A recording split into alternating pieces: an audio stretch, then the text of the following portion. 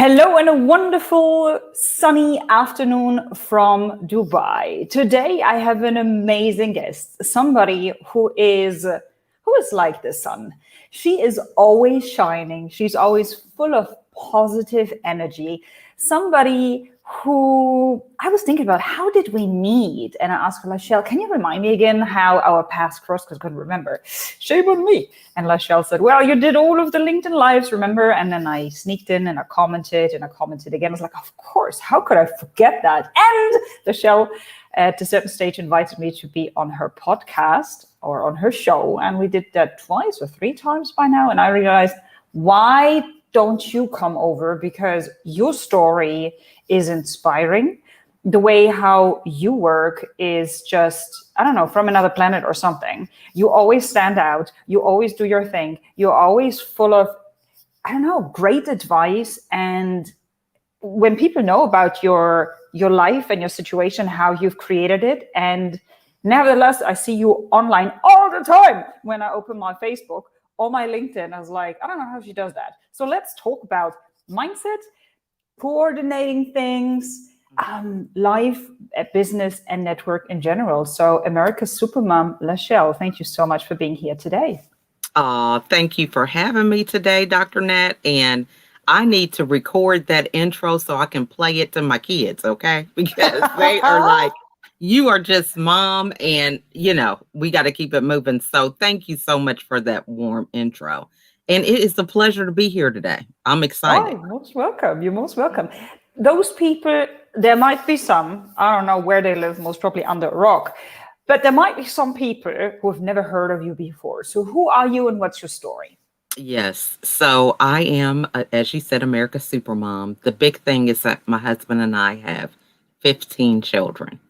So a lot of times that's all I get in my intro is I have 15 kids. I lose them after that. But there's a story behind that.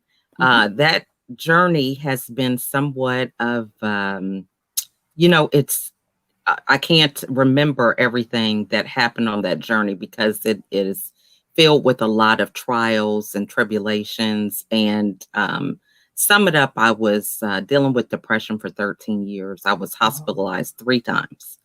And I'm just glad to be here today in my right mind, being able to bounce back from such a tumultuous time.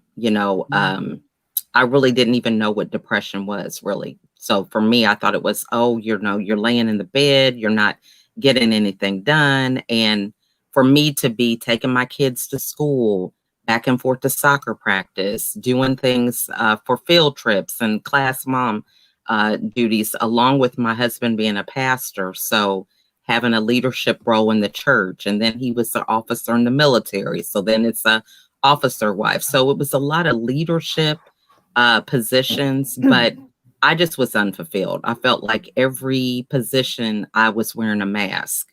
I was feeling like I wasn't enough, and, just trying to please people. It was just a number of things that I just felt like I was a failure. So I was hiding behind this in all these different occasions, and it took its toll on me. And I was just on that roller coaster for, like I said, 13 years as I went back and reflected after recalling these events and writing a couple books and contributing to them. It just helped me to realize that. And was there a specific moment, or was it a steady process during which you realized, you know what, I think I can do better, and maybe this is not normal, or maybe there is a better way of living and serving? What were some of the key moments that then, when you take them together, helped you make the decision, you know what, I'm going to start all over again, and I'm going to design a lifestyle and a life that really serves me and others? So true. And that happened after my last hospitalization. So during my time with this depression, each hospitalization I didn't even see. My husband sought intervention for me. So I was so much on autopilot, checking the boxes of list of things to do. And just backing up a little bit, I was raised an only child. So I didn't have any siblings. Okay. And I was very much a high achiever. My mom really impressed education on me. And that was one of the things that I did well. I was in gifted classes, honor roll. And so for me, that was that validation of always being praised, getting good grades in school, recognized, and having platforms to speak because of my good performance. So I just thought, oh, I'll just transfer the same mindset over to having a family. And I didn't know what I didn't know. I mean, I had no idea how to cook, how to organize a household that just kept growing. I met my husband in college, so we were both were on that career path. And even though I got my degree, I was staying home because the family was growing by the year. So I had no example. I didn't have a roadmap, and none of my colleagues could give me any kind of insight because everybody was on that career path. And even my mom was an entrepreneur. So I just had this time of high expectations, and every day I was feeling like a failure because I would have, 5 things on my to-do list and I'd only get 1 or 2 things done. So I would just do what anybody who thinks this makes sense, just put those other 3 things on the next day and keep on doing that instead of saying, it's been 3 days. You've only got 2 things done. Why don't you make your list smaller? Okay. And find something else. But that just didn't happen until now. It's like, I don't even really have a list, I just have non-negotiables that just have to be done. But it wasn't until after that last hospitalization that I just had the time to say, this is a pattern. And I had to stop blaming my husband, my kids, and circumstances. And I just had that awareness that, I'm the common denominator. I'm blaming my kids, and some of them weren't even born through each of these hospitalizations. So I had to realize and take accountability for my own decisions. And it was at that point I really looked fear in the face because I was afraid that it would be a 4th or 5th hospitalization. And I said, no more. I'm tired of being a victim. And I feel like I'm, have no power as a victim. So it was at that point that I just said, hey, if it's going to be, it's got to be up to me. And so I decided at that point to change. And I created a strategy that I call Fresh Start, which is an acronym for 5 areas that help me overcome that depression and maintain a life depression free. We're going to talk about that in a second. Everybody who's listening, really, really listen and then write down the key takeaways or the notes. Because, LaChelle shared a story, but every now and then there was a sentence which she just mentioned in a side note, which is like, wow, if you really implement that, that will make such a huge difference. But don't worry, there's also a replay available on LinkedIn and YouTube for the case that you weren't sure which part that was. Also, if you have any questions, don't be shy, and there are no stupid questions. Whatever it is, we'll give our best to answer it. LaChelle is here. She's gifting us with approximately 45 minutes of her time. It's very early in the morning for her in the US. So yeah, again, simply let us know what you would like to get some advice or some feedback on. Ilmeli says hi. James is there. We have Ruta. We have Naeem from the UK. Surya is here. Salam. Katerina, who says it's her first LinkedIn Live, and she says you're an awesome guest. We also have Vincent and Rajendra, Rona, Abdul, and a LinkedIn user who has a question. Okay. First question, how did you deal with people who didn't believe in you? How did you deal with your own emotions? Ooh, deep stuff here. Yes. So, really when people didn't believe in me, I really didn't have that issue. I had the moniker of, the lady with all the kids. How does she do it? On the outside, everybody just thought everything was perfect, which I think was the hardest part because it was like being on stage. Every time I went out the door, it was, that smile hiding behind insecurities and feeling like I'm a failure, but, pretending that it didn't exist. And so that really wasn't a problem. People would always, what? you have so many kids. Oh, I just have so much admiration for you. And, it really made it a lot harder because it was like, man, I felt like there was nobody that I could really relate to or even talk to or who would understand, because the things that I was seeing in my own life, they weren't even looking at, And so I just had this thing of just covering everything up, So outside, everybody thought everything was perfect. There were really no key indicators for people to think anything was wrong. My kids were high achievers. The education part, that was a non-negotiable because that's what I knew. So making sure that they had good study habits and were performing well, that's all I knew to teach them, in terms of academics. So a lot of the key areas, they were organized, they got to school on time, all the things that I valued, they were good at. So I really didn't have an issue where people didn't believe in me. Awesome. Very, very insightful once again. A question that came in yesterday was quite interesting. I can't remember who asked it, but the question was, how on earth do you prioritize things? Because you must have a lot of responsibilities. And you said you don't have a to-do list anymore, but you have somewhat of values or non-negotiables. That might be still too abstract for some people. So how do you prioritize with all of these balls up in the air? Are you somebody who is good at, that game, or how do you do that? Yeah. One of the things is time for myself in the morning. That's the first thing. So as you see, it was 5:45 when we started this interview. And, for me, self-care is a non-negotiable. That is something that I do first thing in the morning. Just imagine if you were driving a car, if it was on empty, you would fill it up before you decide to take a destination. So that's really what I do every day, is refuel myself first thing so I can be the best version of me to my kids. And I'm able to deal with a lot of their, children issues, whether it's them arguing over something or, they need me to help them with a project or things like that. I'm able to kind of be more in tune with that after I've had time for myself and prepared for that. A lot of people think that, we're all about serving as moms, and that's true, but you can't serve what you don't know for yourself.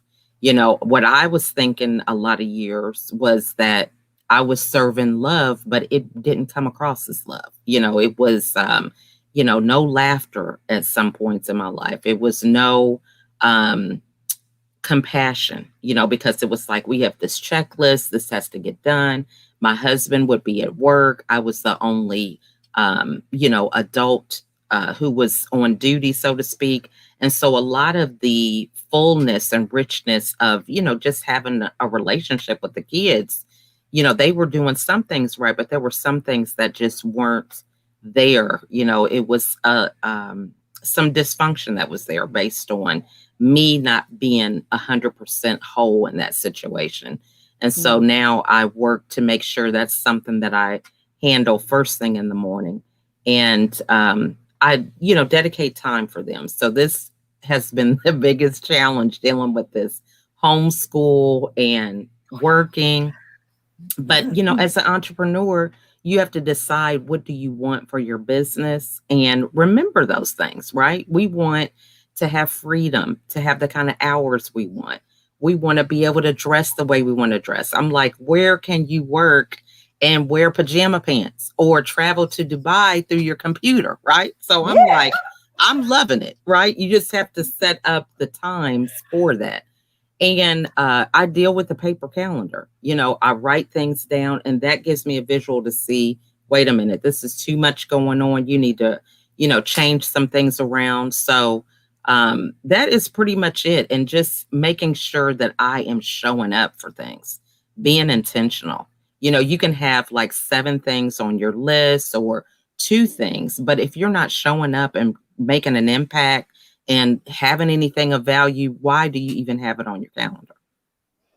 Very true. And it requires some self-work, some deep reflection on the inside and understanding what's important to you. And I think it goes even beyond that. It's also about, well, maybe realizing that there are certain areas in your life where you're not nice to others and not nice to yourself, and then getting the help and implementing it on your own, or getting somebody to support you.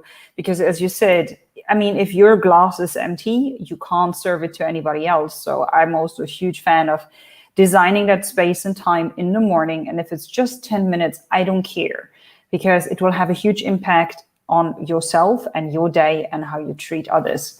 On that topic, Katarina wants to know, how does your typical day look like?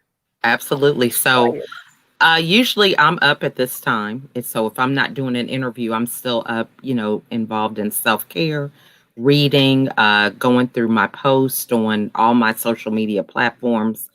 There are times that I create videos, and so I record them simply just on my phone, upload them to YouTube or Facebook, and I get my kids up around 7:30. And that part of my day is pretty much school time. There's administrative tasks that I do for my business, and occasionally calls and things of that nature. But from 7:30 to pretty much around 2:30, 3 o'clock is dedicated to being available to my kids. And then as soon as that 3 o'clock time runs, I am doing interviews and for my podcast and any other summits, speaking engagements, and things of that nature up until around about 8 o'clock. I take an hour or so out for preparation for dinner. Sometimes I'm on a call and making spaghetti in the background, but, until like around 8. And then after that, it is pretty much winding down, even though, I'm on this thing now where I'm always on Clubhouse. So I have managed to fit that in at some point. But, I have my phone on Do Not Disturb from 10 o'clock on, and I try to get in bed by 10 or 10:30. Wow. So once again, a lot of things are possible if you have clear intentions. Thank you so much for sharing that with us. Before I said hi to the audience, you talked about the blueprint that you have developed. Is that blueprint also there to design the lifestyle that really serves you? Because I think in your LinkedIn profile, you portray yourself as a lifestyle designer, somebody who helps women with getting more clarity into their day and into their life. So tell us a little bit more about this blueprint. Absolutely. So this really was the basis for me transforming my mindset, about the depression, about how I was going to be able to move forward in the life that I wanted after that. So these are the 5 areas that really reminded me to be proactive with taking my life in my own hands, so to speak. And it was after, a lot of reflection. The first thing I did was stop watching the news and really TV for the most part. I got off social media for a while so that I really could get back to knowing what my voice was. So oftentimes on this journey of people pleasing and seeking validation from other people, I really just didn't know who I was. You could ask me what my favorite color was, and I'd look at you like you asked me an SAT question, because I just was not in the frame of even thinking about some of the simple things. So this acronym really helped me to make sense of the areas that I felt helped me to go on this journey of reinventing myself and feeling better about myself. So the first pillar is using fear as fuel. So as I mentioned before, I was afraid that I might have a 4th or 5th time being hospitalized. So I had to really embrace the fact that I had to be the one who was going to be proactive in my own healing, in my own journey, taking accountability for my own actions. So even though I was afraid, I listened to that fear so that I can take action to change my outcome. So that was the first pillar. The next one is reframing the story. So I really felt like a failure. And coming from a background of being a high achiever, I wanted to figure out how I could make sense of these two, how I could reframe this. Because most people, when they have an aha moment in their life, they want to forget about the past. They want to put it in a closet, so to speak, and pretend like it didn't exist and live life, and then fearful that someone's going to bring that up or they're going to find out. So I wanted to embrace that in a way that really propelled me forward. So Mhm. I took the lessons that I learned from that depression and I turned it into a platform for me to be able to share my knowledge and really equip other women on ways that they can overcome obstacles, because we all have them. You know, mine was depression, somebody else might be overeating, you know, lack of confidence, whatever. It all comes back to the same thing. So Mhm. reframing allowed me to recognize that I wouldn't be where I was without that past. So I had to find a way to marry it. So one illustration that I use often is, you know, if you find out that you injure your arm and it's just bothering you and you feel like it's not serving you, you're not going to cut your arm off and say, I don't need my arm. Let me keep on moving, Oh, right? riddle. Wow. You know, and I make that drastic visual because, you know, that is part of who you are. You know, Mm. you just can't cut it out. You have to realize that it's a part of what made you who you are today. So you have to embrace that. So that's the reframe. The next is envisioning your success. So you have to come up with a different new normal, so to speak. I had to visualize a life that I wanted, even though it wasn't depicted in my everyday living. Yeah. So for me, you know, I had a lot of history of doing things for my kids, actively sacrificing my own energy, just trying to make everything perfect at my own expense. And so the life that I vision now, it was different than that. So I created a vision board that was pretty much my leading premise every day. And I use it as a screensaver and just reminded myself of where I was headed. And, you know, it's still a work in progress now because, you know, there have been some issues where I wasn't there. You know, I was a stay home mom and I was uprooted out of the home for 3 different occasions for a minimum of 7 days at a time. And I'm not sure how all that impacts all the kids, and I don't even think they understand that, you know, but it's a work in progress. There are things that come up and you just have to address them as they come. Mm. Um, so envisioning your success is key because, you know, you can't give up on your dreams, your aspirations, and even if it's only you that sees it, that's all you need, as long as you remind yourself of that every day. The next element was the support group and tribe. And Yeah. so this was key to help me be able to continue to evolve, even though I felt like things were moving at a snail's pace in my own home. So oftentimes when you feel like, oh, I'm on this journey, let's just take eating differently. Oh, I'm just on this diet. I'm going to lose 15 pounds. And so you start trying to bring everybody on this diet with you. You're not strong enough. You just decide you're going to start. So what happens? You fall and everybody else falls because you weren't strong enough to take them on that journey. You hadn't accomplished anything. It was a want. You didn't have all the skill set, the tools for that.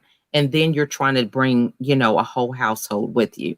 So a support group allows you to evolve at your own pace Yeah. and be able to do that in a manner that serves you while just accepting your family as they are until they get to the point where they desire to change and evolve, because you can't change other people.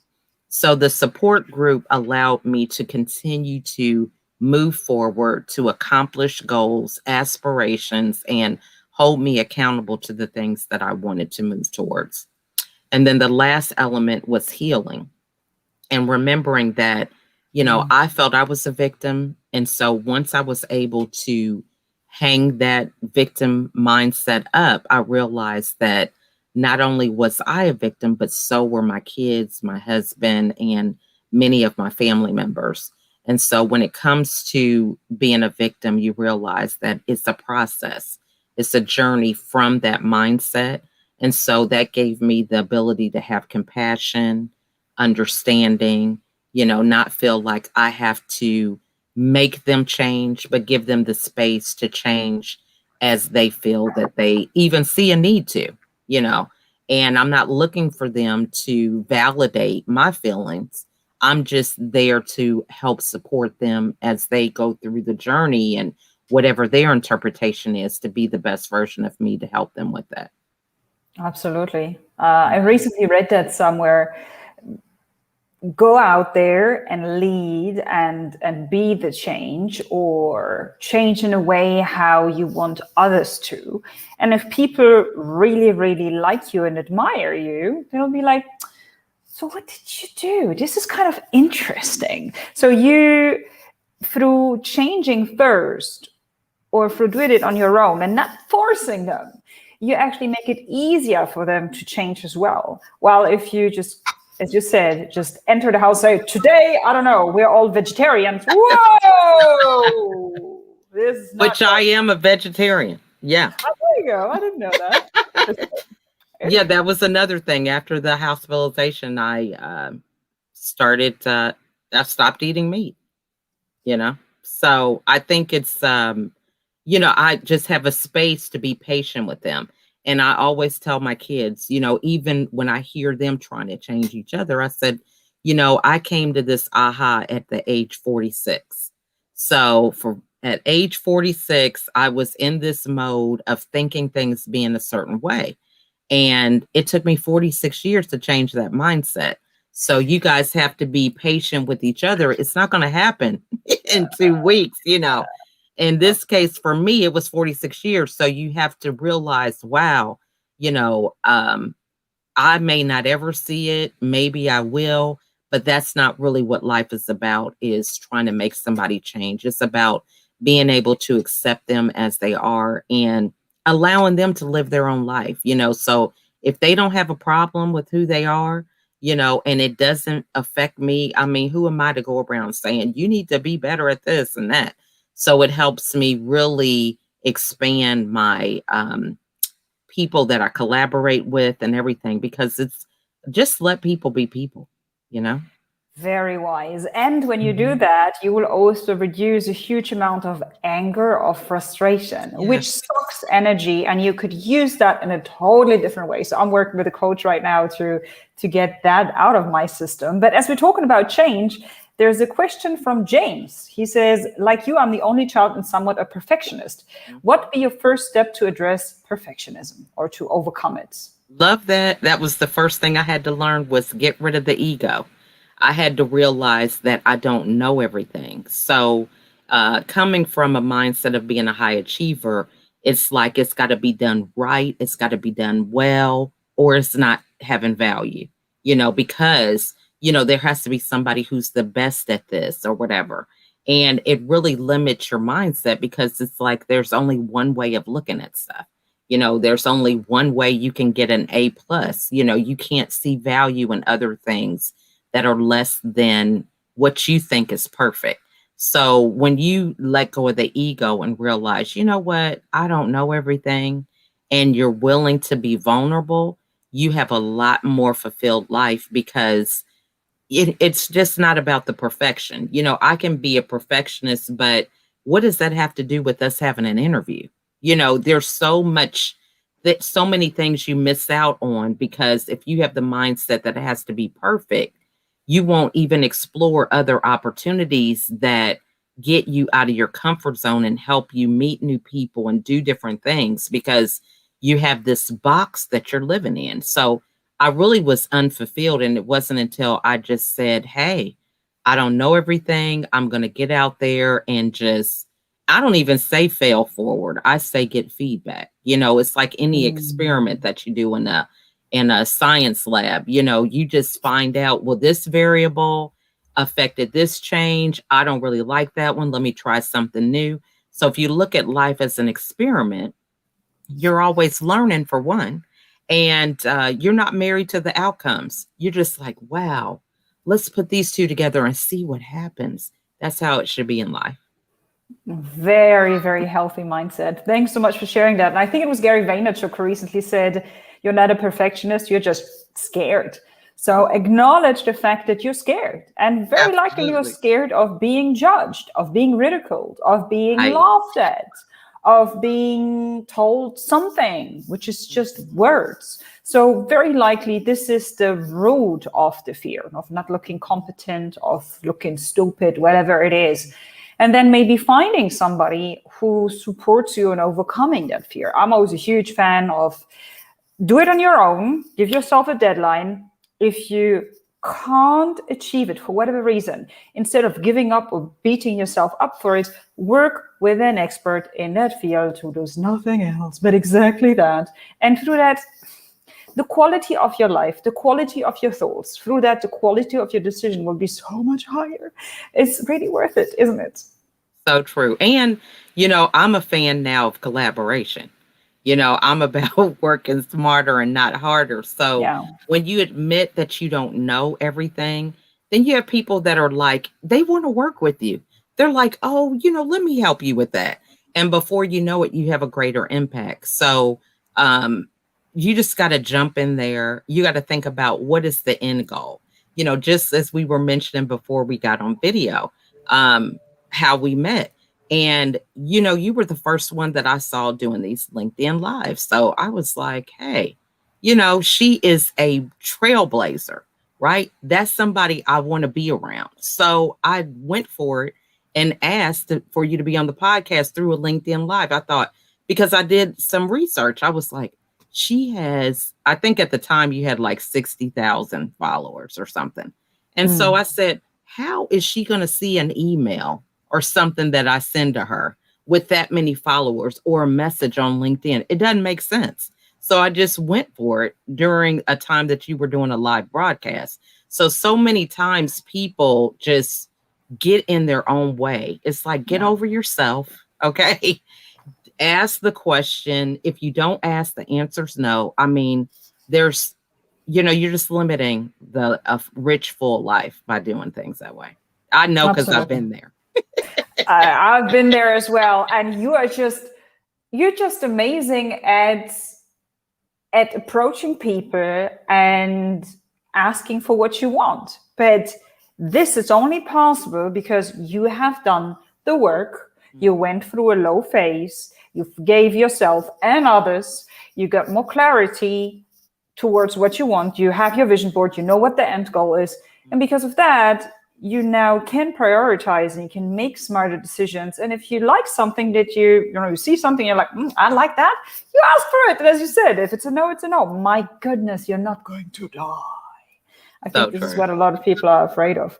But something that you're also amazing at is your branding. And Katerina wants to know, or says you have a strong branding. How did you decide to go with it? Because whenever I see you in your lives on Facebook, you always wear American colors and you have crazy different heads and you're always using color and you stand out. And I think it's fantastic. I love it. I do it all the time as well.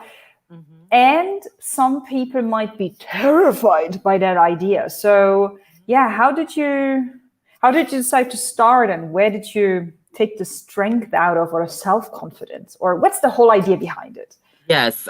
So I got a coach after I went on my, journey of really finding myself and deciding that I wanted to help empower women. And so when I got that coach, she lived in the UK, Camelita Nuttall. I'll give her a shout out. So we were working together and we were working on, what was going to be my story? How was I going to move forward? Because I really had to get out of my own head. I had this journey for myself, but just continuing to build my confidence and everything. And so every time somebody finds out, how many children I have, it's like, wow, you're a SuperMom. That's something they would say. And we had a local news story here in Atlanta, Georgia, that featured me as, I don't know if it was the birth of the 14th or 15th child. And they titled the segment SuperMom. And so I Nice. showed her that segment and had given her a lot of my footage from being on various shows. We were on Rachel Ray, and who was a famous person here as well. And she said, I'm just going to say, you're America's Supermom. So she said that, and we looked up the domain and everything, and it just stuck from there. So that's really the thing that I enjoy, because I'm able to marry the fact that I have a lot of kids. I say that name and people still don't think, oh, they don't think I have kids sometimes. They're like, so, okay, it's interesting. America's Supermom. Where does that come from? And it's like, well, I have 15 kids. So this allows me, like I said, as an entrepreneur, the freedom to bring my kids to work with me. So if I'm on a podcast interview and somebody comes through waving their hand on the side, or, just comes in to get on camera with me, I'm able to embrace that and not feel like I have to choose between my career and being a mom. So it's a perfect way for me to marry them both. And it's so funny because people, when they find out that I have kids, they're like, then they really just like, how do you do it? So that's how the brand came about. Amazing, and perfectly fits. We also have a question from Mohammed, which is focusing on entrepreneurship. So as an entrepreneur, what would you do if there was a conflict between your passion and what's needed in the market? Would you stick to your passion or be flexible enough to adapt it accordingly to the situation? Such a good question, because we're dealing with this now with a lot of people who their jobs are changing. And I think you want to always lead with your passion. Now, for me, passion is your ability to inspire rather than impress, right? So if I'm on here to give value to those who are listening. I've already lived the journey. I've already, got my my own reward for the things that I've done just for myself personally. So now my mission is to empower other people with that knowledge so that they can save themselves some time. I mean, avoid even the downward spiral that I had. So it's about being able to transfer that information in the best way possible. So when you're clear about your message, it really doesn't matter what the market is doing, because you find ways to weave it in, so to speak. So, if you're used to doing live events, for example, then you just transfer that same knowledge and impact on a virtual platform. If you can't do it virtually, then you find a way to put it in a book. If you can't put it in a book, then you find a way to do a class, right? Or a webinar, so you have to be evergreen with your message, but not be so tied up into the vehicle as to how you get the message out there. Beautifully said. Yeah. So be flexible when it comes to the packaging or the shape or the form or the way how your soul wants to express itself, or how you share your passion with the world. I'm fully with you. And that happens really with collaboration, because when you collaborate with people from different backgrounds, masterminding, things of that nature, you're always evolving. So that's never really an issue. Yeah, very, very true. And again, it goes back to acknowledging that you're not perfect, that you don't know everything, right, and that makes you human, and that's okay. And I'm here to learn. And exactly. I help you, you help me. And together we can achieve so much more. So it's a process. It's a journey, I think. Journey. For sure.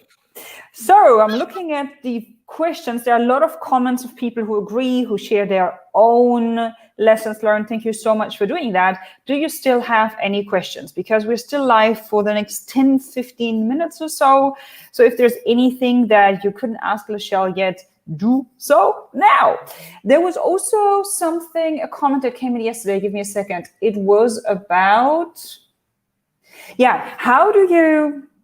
how do you flip your mood? How do you change your mind? How do you get this shift from, okay, now I'm available for my kids. You have this time block of, okay, now I'm here, I'm serving my kids, it's homeschooling time, whatever. And then boom, it's, what did you say, 3:30 or something, or 2:30? And now it's work. So how do you do that? Because for some people, this is alien magic. They just can't do that. So is there a specific, is it that you just change your glasses or change your outfit? Do you say a magic formula?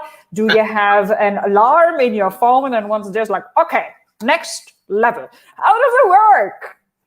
I think, that is just from a lot of practice. So usually what happens as a mom is, you'll get a phone call. So you're all into this phone call. Your kids are making noise in the background. So you're like, be quiet. I'm on the phone. Stop it. So you've got this element of trying to be perfect on the other end while your kids are around. So the whole thing of being able to switch into character, so to speak, that happens all the time as a mom. I mean, you just got to do it. You just it's just a part of who you are. So that part is not the hardest. I think it's about the mindset as to when you are switching, what are you switching for and what's your intention? So the more you are intentional about that, because you may be having an interview, but you're still not showing up for the interview. So for me, I really get 100% into whatever it is that I'm doing. And so this allows me the idea of knowing that, you can be prepared. If I know that I'm dealing with motherhood issues and I've prepared myself for that, I'm not going to get all out of sorts if my kids are arguing or somebody is complaining about somebody doing something else. That's just how kids are. So it's like knowing what you're about to expect, not that you're looking for it, but you're able to adapt because your expectations are realistic. And so it's the same thing with, and the whole thing of reminding you that you're not perfect, that you don't know everything, because you could be on video and doing an interview, but, you've got dishes in the sink, or, you've got a mess of a bunch of papers or whatever around you. And so there's that element of that's not what's important right now for what you're doing.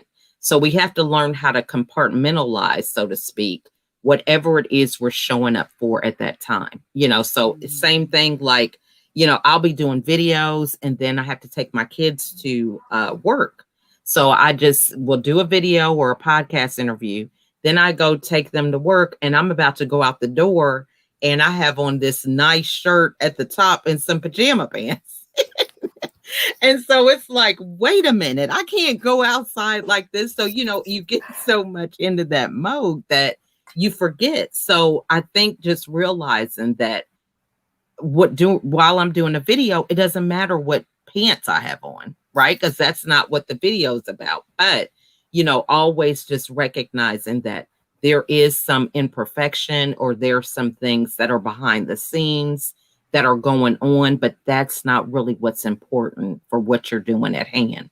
So constantly kind of remembering that and being okay with it and having fun and being able to laugh at yourself is what helps you make that transition. Yeah, one of my friends recently beautifully said in her book, there's a time for everything. What is it the time for now? I was like, that's good. Ooh, I wrote that down literally, and I had it like literally glued to my laptop for a few days to have that tattooed into my subconsciousness, because I also sometimes have the tendency to like, to be a little like an octopus, 8 legs into 8 different directions. Instead of taking all of the 4 arms and the 4 legs and going, 8 centimeters to the front instead of being like, sure. So interesting. There's also a question from Christine who wants to know how to build self-confidence, or what's your take on building self-confidence? A classic. I love that. So first, always being willing to ask questions, right? Asking questions really puts you in a different frame of mind. It helps you be more of a creative thinker. When you're telling yourself statements, that's not serving you, because it is usually you talking to yourself, and a lot of times we don't talk to ourselves in a positive way. So you need to start asking questions, why am I afraid?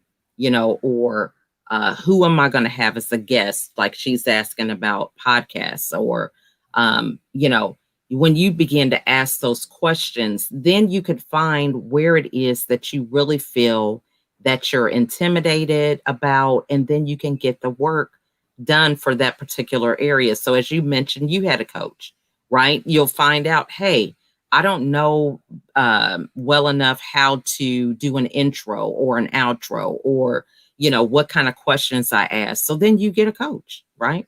You're like, hey, I need somebody that can help me with these things. So a lot of times our fears are just an opportunity for us to begin on the things that we need to work on. It's not to stop us. It's for us to overcome that hurdle, but really identifying what that is.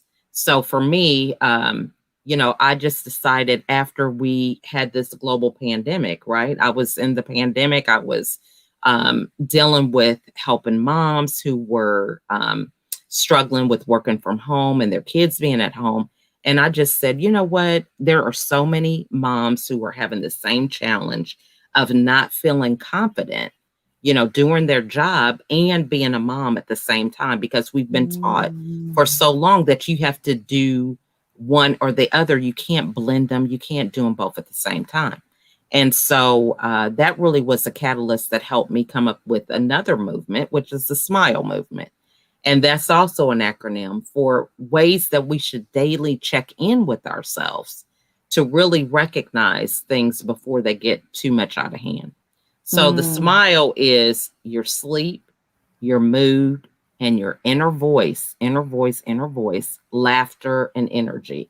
So doing that reflection after my own situation, I said, we need to be proactive. Why do we have to wait till we get depressed to find a way to fix the depression? Let's just find a way to kind of deal with this on a daily basis. And once you make sure those things are in balance, you're in a position to where things don't get as big as they had in the past. You kind of are like, you know what? I haven't had a lot of sleep. I may not even be thinking clearly, right?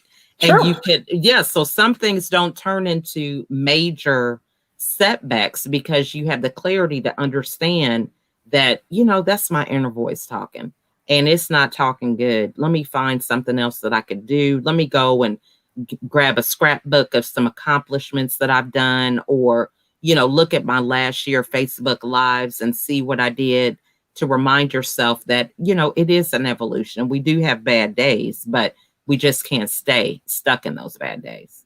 Very true. Maybe one last question from Shifali, and then we come to an end. What do you suggest for an independent woman to balance her work life and personal life without any mess? I think you started talking about this in your last answer, but maybe a concrete advice, the first step that a woman can take when she wants to follow your new formula. Right. So I would say the first thing is to be authentic, to know who you are. So that's important because we really need to identify the areas that we think are flaws or where we don't have it all together. So the first thing is just knowing your mindset, how you're feeling about that. And then you want to think, how is it serving you? So for me, I had a lot of stories about, a mom should look like this, making 3 square meals and doing all this. And then I had to think, is that my mindset, or is that me feeling like somebody else is enforcing that mindset on me? So when you're authentic about embracing the things that you desire, then you will find ways that you can craft your life in a way that serves you, right? So we can just admit, I admit all the time, I'm a work in progress. I write on things all the time, from mail to sticky notes to everything. So you can come in here and I can clean up my desk. It could be spotless. And 5 minutes later, it is like a tornado came through here because I get ideas. I write them down. I grab anything I can find. Right. So, knowing what some of your quirks are, that's okay. but just finding a way to recognize that that doesn't have to define you. You know, if it's more important for you to change that because you want to, then you'll find a way to change it. There is no perfect way for things being done. You know, life is messy, right? So you can have a totally clean kitchen, but if you have a family that you have to cook and eat and prepare meals, it's not going to stay clean. I mean, that's just a part of it. You got to make the food, which means you have to use the dishes, then you have to serve the food. And then it's a constant process. So thinking that things are going to be neat and tidy all the time and perfectly clean and sterile, that That's not mindset life. doesn't serve you. Yeah. No, So absolutely. yeah. So when you think about it's okay for things to be messy, but coming up with your own system as to how you're going to manage that, you know, so that's where you have chores that come into play because, you know, my kids help with the dishes, they help mop the floor and things like that because there is going to be a mess, but you have to have a system for cleaning up the mess, if that makes sense. So that is personalized for whatever works for you and knowing how you are. You know, it doesn't make sense to say, oh, I'm going to have this miracle morning. I'm going to get up at 5:45 if you're not a morning person, right? So you have to do what works for you. Don't think that you have to follow somebody else's formula. You want to be mindful of taking the principles and finding ways that you can apply them in your own life. And so that will help you not feel like you have imposter syndrome, trying to be something you're not, trying to people please. You can say, hey, I want to work on this, you know, and start there and then gradually get momentum, because I believe it's better to work with someone than trying to change someone. And by that, I mean, you need to work with their own voice, their own passions. You know, with my kids, I used to really just, hey, you got to get A's and B's and that's it. And now it's like, you know what? I've already been in 5th grade, 6th grade, all these grades they're in. I want them to develop a desire for themselves. So I allow them, if they find they're not doing well, what do you think you should do about it? How can we handle this? You know, we've gotten so much into the fact of molding our kids to be what we want them to be rather than giving them a voice. And then later on, years down the road, they want to go and try to find themselves. You really shouldn't have to have that situation happen. Incredible. I mean, the wisdom, the lessons learned, the insights that you're sharing here with us show me that you have done so much self-work, which is, again, inspiring. Joanna, quickly wanted to know once again, what does SMILE stand for? So she can remember it. All right. It's sleep, mood, inner voice, laughter, and energy. And I think this is important too, because if you have those friends that just seem like something's not right, then you have a roadmap of something that you can use to try to connect with them. So if you have a friend who's, you know, just hasn't been their self, you know, then it's like sending them a funny video, right? Through the phone, or, you know, asking them if they want to watch a movie, you know, that's funny, because laughter does so much to improve your mood almost instantly. So those are like key areas. You know, if they don't have energy, what are some things that you could do? Give them some energy drinks, or, you know, something healthy, just ways that you kind of have some key places to start at that can really have an immediate impact in their mood and changing things around for them. Awesome. Absolutely love that. LaChelle, what's your favorite social media platform, or where should people connect with you? What's the best way for everybody who watched this today live, either on LinkedIn or on YouTube, or anybody who watches this replay and says, this woman is phenomenal, I want to connect with her? What's the best way to do so? The best way is LinkedIn or Facebook. I am on Clubhouse now, which is getting me more active on Instagram because the two are connected. But, you know, I'm very accessible through any messenger platform on any of my social media. I'm on pretty much everything except Twitter. So it's either LaChelle, Adkins, or America's SuperMom. Either way, they'll find me. tons of ways to get a hold of me. And yeah, they can just reach out, let me know that they saw me here, and I'd be happy to connect. Fantastic. So thank you, LaChelle, for being here. Thank you for sharing all of these amazing, how would I call that? These are maybe like golden nuggets of wisdom, cut into small pieces that are super digestible. So people just need to open their mouth and swallow it and chew it. And then based on that, implement what you have shared with us, because it takes years of mistakes and of curiosity and of trying new things to come to that state of mind, to that impressive way of living and being. Because you are balanced in what you do, you're happy in what you do, you're laughing all the time, you're successful, you found your version of success and happiness. And as I said, I have the biggest admiration for what you do. So keep on spreading your magic and awesomeness. And I look forward to meeting you in person, hopefully very, very soon. Well, thank you so much for having me. And I just want to say ditto to you. You are such an inspiration, and you are so personable. And I just think that so many people kind of have this idea when they see people in the limelight, so to speak, that, oh, I just can't ask or whatever. And I always want to encourage people that if you don't ask, the answer's always no. So you have to get out of your own way and connect with people that really move you forward, and you're a coach. One connection that I'm excited about is Paul Long. He and I have connected, and, awesome. It's because you're willing to get out there. People need good coaching. You're a great coach, and I encourage people to click on the box, make a comment, do whatever they got to do to message you, because that is so important. We need more people getting good coaches, because there's so much distraction out here where people are trying to make $1 million, and not to say that's not possible, but there's a process that you have to go through in order to accomplish some of those results in a realistic manner. So thank you so much for having me, and I'm looking forward to seeing you in person too. Yay!